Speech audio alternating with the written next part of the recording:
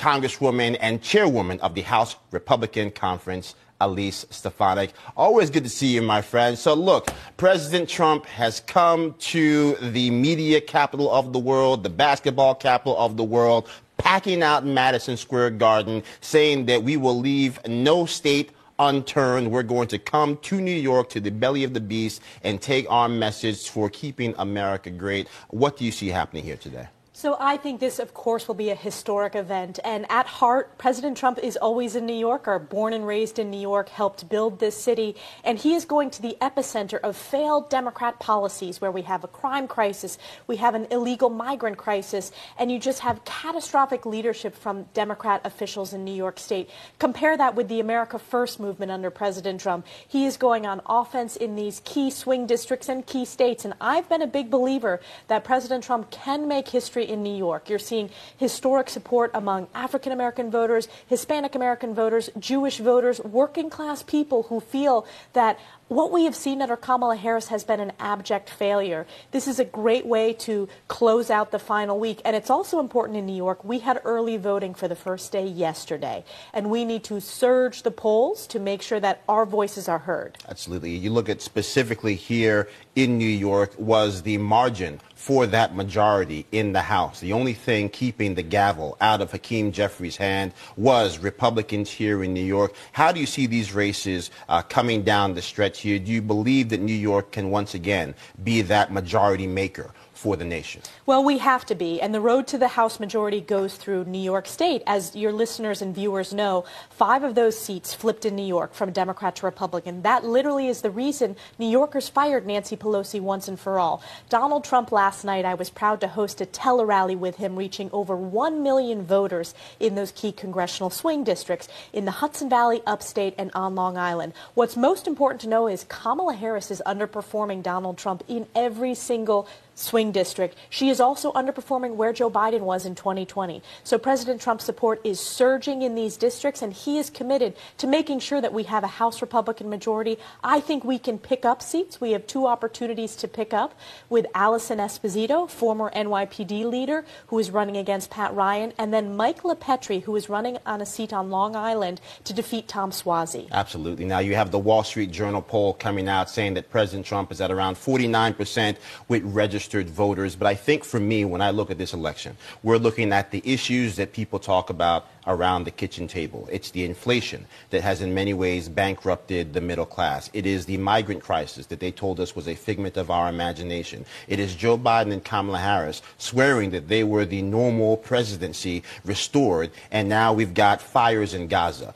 We've got the war of expansion in Europe between Russia and Ukraine. We've got China tightening that grip on the South China Sea. As you talk to voters in your district and all across the country on behalf of President Trump, what are the things that you are hearing that might not pop up amongst the headlines that we see in the papers every day? It's the border and the economy. No matter where I go, those are the top 2 issues. People are struggling under Kamala economics. She was the deciding vote for the Inflation Expansion Act, and that, of course, has led to historic inflation that is crushing family budgets, hurting small businesses, farms, manufacturers. And then the border. And my district, I represent the northern border.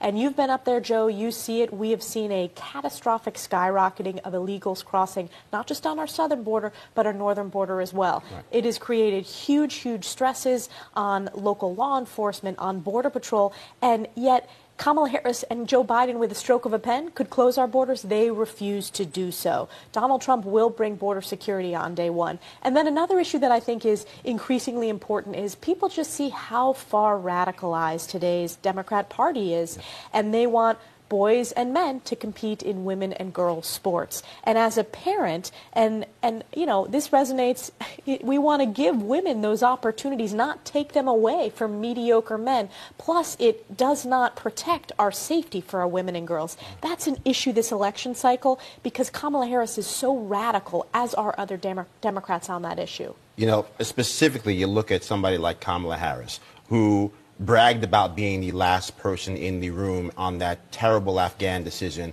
and then didn't even have the decency, the temerity to call any of those Gold Star mothers when those 13 American patriots lost their lives as a result of that disastrous decision.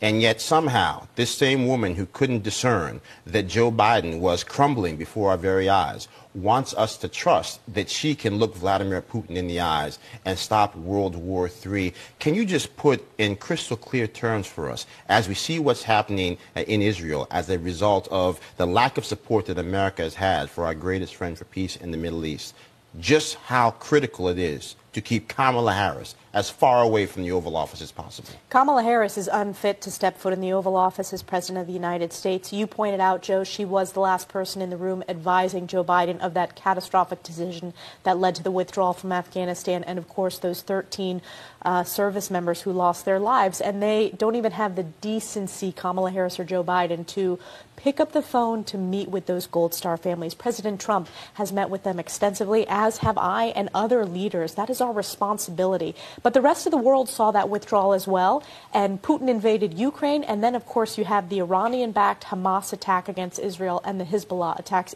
and the Iran direct attacks on Israel.